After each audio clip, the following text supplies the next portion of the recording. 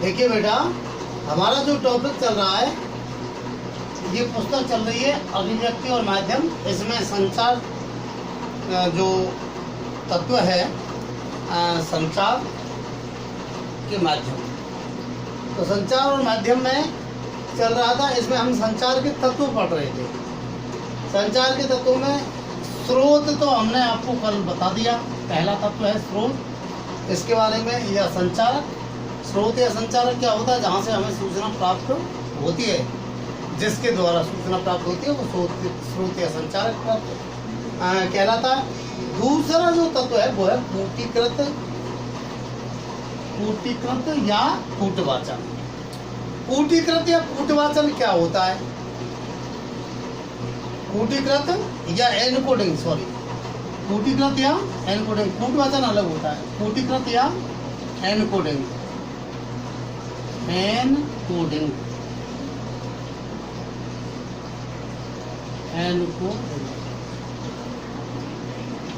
कूटीकृत या एनकोडिंग होता क्या है? हम जिन शब्दों के द्वारा संदेश भेजते हैं, वो संदेश ही कूटीकृत या एनकोडिंग कहते हैं।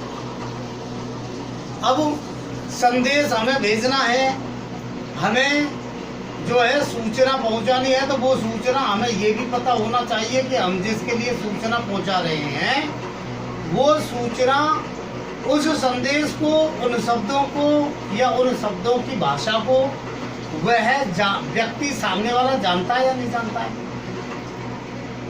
मान लो हम जो है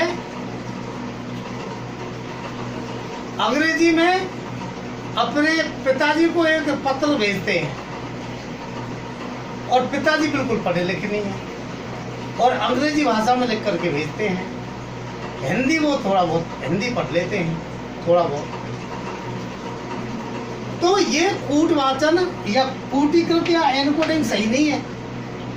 इसके लिए यह जरूरी है कि सामने वाला संदेश प्राप्तकर्ता भी उस भाषा को जानता हो जिस भाषा में हम उसको संदेश भेज रहे हैं, या जो शब्दों या जो चिन्ह वगैरह हम बना करके भेजते हैं, उसका मतलब वह व्यक्ति समझता हो।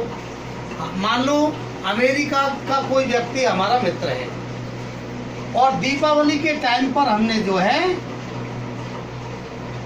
हमने उसके लिए ये जो है हमने दीपक बना करके भेज दिया। अब यहाँ का व्यक्ति तो दीपावली के उस महत्व को समझ जाएगा कि दीपावली पर घर घर दीप जलते हैं। श्री राम के वापस अयोध्या आने की खुशी में जो है दीप जलते हैं। लेकिन उसको ये संदेश भेज दिया, उसकी समझ में क्या आएगा कि ये क्या है इसका मतलब। तो वहां बाधा उत्पन्न हो गई उसके समझने में। तो इसलिए हमें जो भी और चिन्ह भेजते हैं, जिस प्रकार के भी विभिन्न प्रकार के चित्र हम भेजते हैं, कभी जो है किसी प्रकार के कोई किसका निशान भेज रहे हैं, कोई किसका निशान भेज रहे हैं, तो वो सामने वाले को आना चाहिए। तो जिन शब्दों के द्वारा हम, या जिस भाषा के द्वारा हम अपनी सूचनाओं को पहुंचा रहे हैं, उसे क्या कहेंगे? हम एनकोडिंग कहेंगे, कूटीकृत कहेंगे। ठीक है ना? इसके लिए जरूरी है।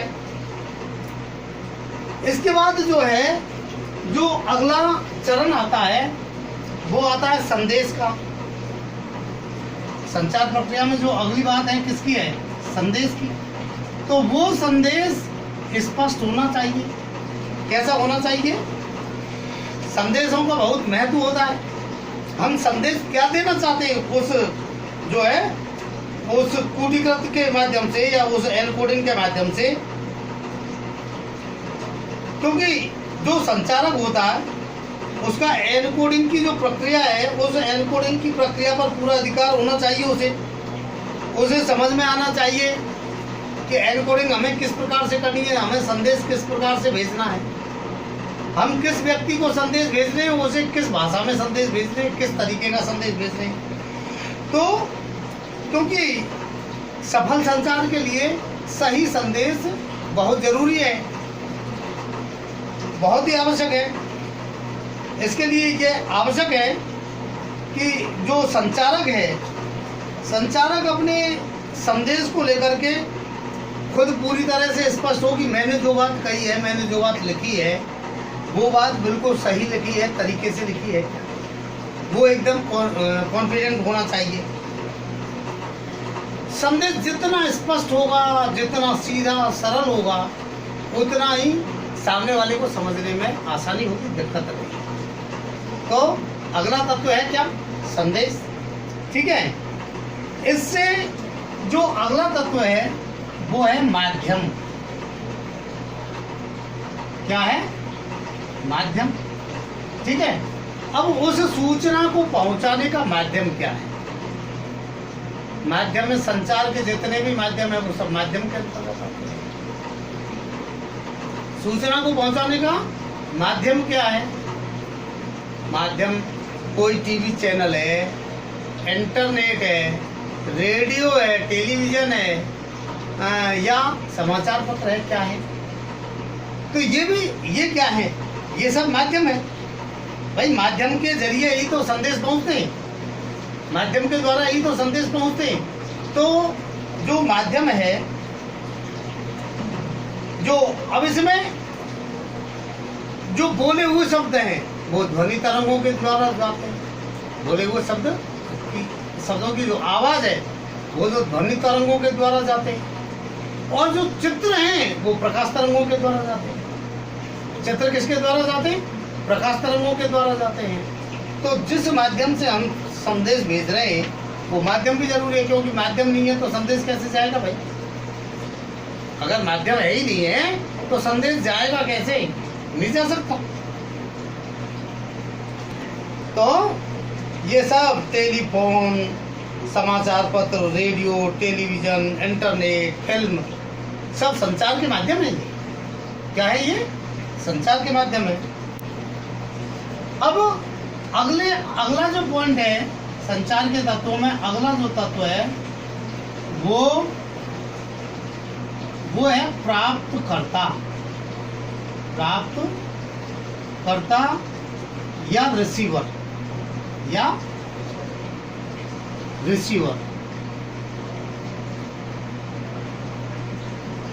रिसीवर। अब देखिए, जो प्राप्त करता है वो संचार की डिकोडिंग करता है। क्या करता है? डिकोडिंग करता है।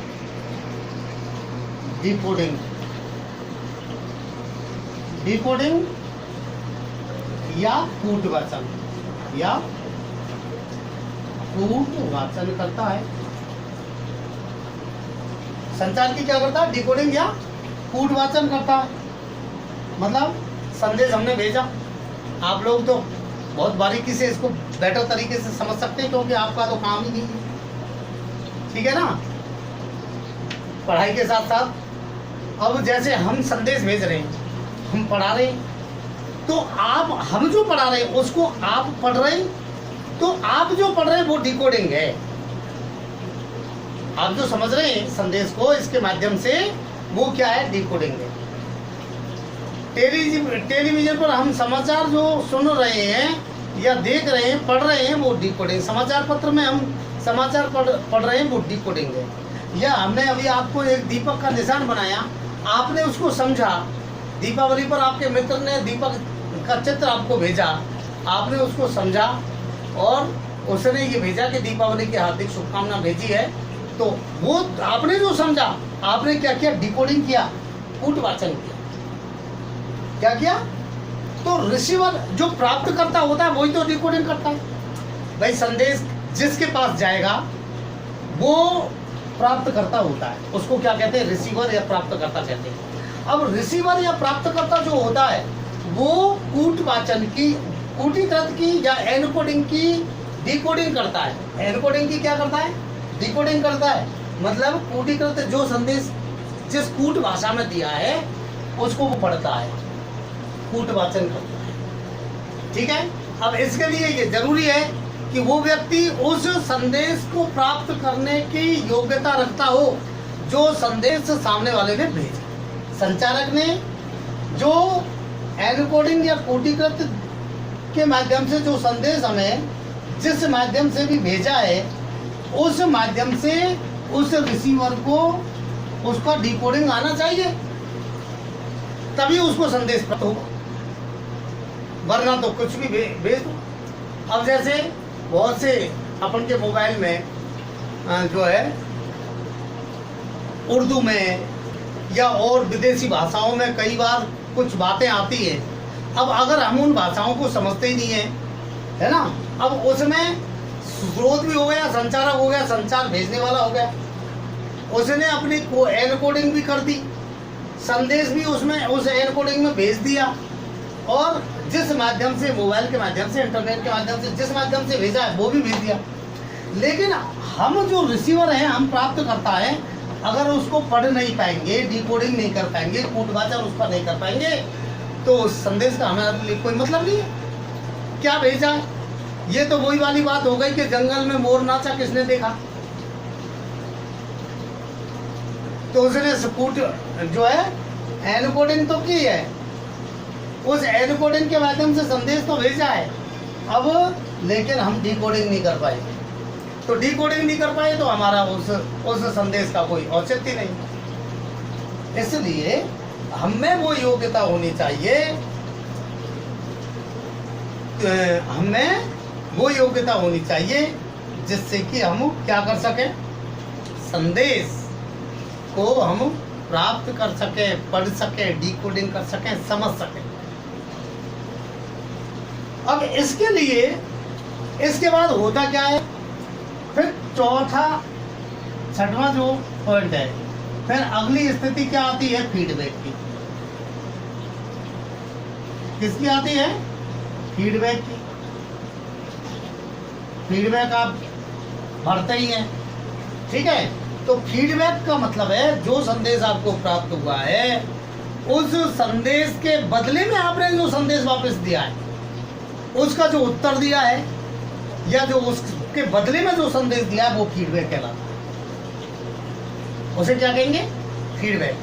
यानी संदेश के बदले में जो संदेश दिया जाता है उसे कहेंगे हम क्या? फीडबैक। उसे हम फीडबैक कहेंगे, ठीक है ना? समझ रहे हैं मेरी बात? आपको संदेश प्राप्त हुआ और संदेश के बदले में आपने जो उत्तर दिया है, वापस जो संदेश भेजा उसको फीडबैक कहते हैं। अब आप में भी वो भाषा आनी चाहिए, वो आप में योग्यता होनी चाहिए कि हम उस संदेश को, उस फीडबैक को इस तरीके से दें कि जिसको हम फीडबैक दे रहे हैं वो उसको समझ जाए, उसकी समझ में आ जाए। इसके आगे का जो पॉइंट है वो है शोर। क्या? शोर,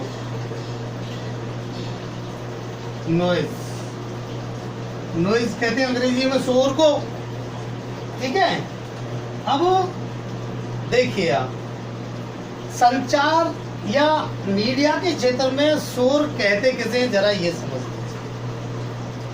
वैसे तो हम यूँ कहते हैं, अरे यार मैं पढ़ रहा हूँ, शोर मत कर, शोर मत करो, पढ़ रहा हूँ मैं।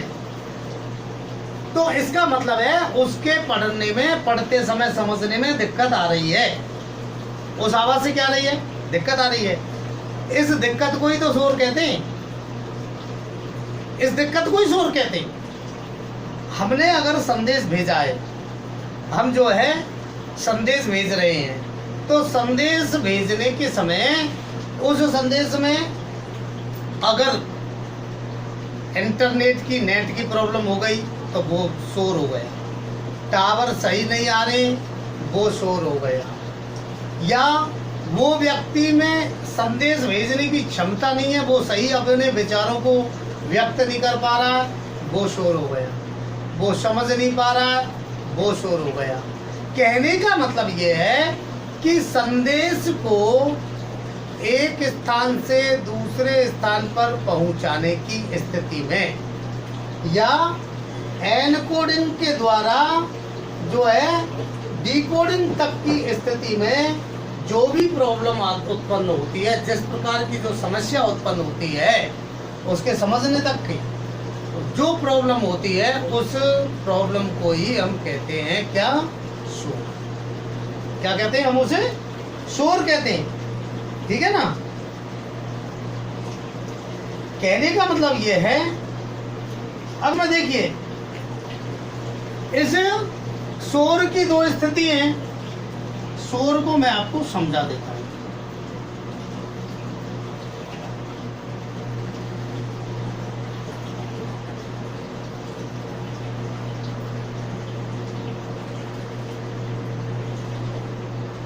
स्रोत या संचारक,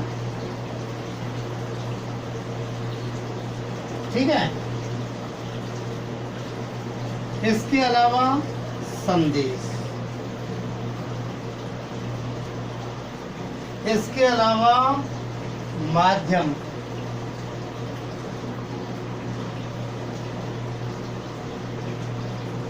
इसके अलावा प्राप्तकर्ता। प्राप्त। अब शोर क्या है?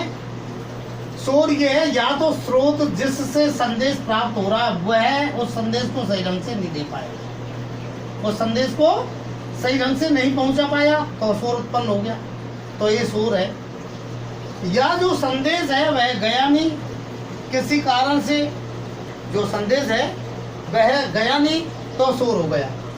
या जो माध्यम है वो माध्यम जो है सही कार्य नहीं करा तो शोर हो गया। या जो प्राप्त करता है वो प्राप्तकर्ता उसको सही ढंग से प्राप्त नहीं कर पाया या उसकी समझ में नहीं आया तो शोर हो गया। कहने का मतलब संदेश के भेजने में जिस प्रकार की भी मुसीबत उत्पन्न होती है उसे शोर कहते हैं। और इस प्रकार से जो है ये आपके तत्व हो गए संचार के, ठीक है, संचार के तत्व। बाकी संचार के जो प्रकार हैं उनको हम कल बताएंगे।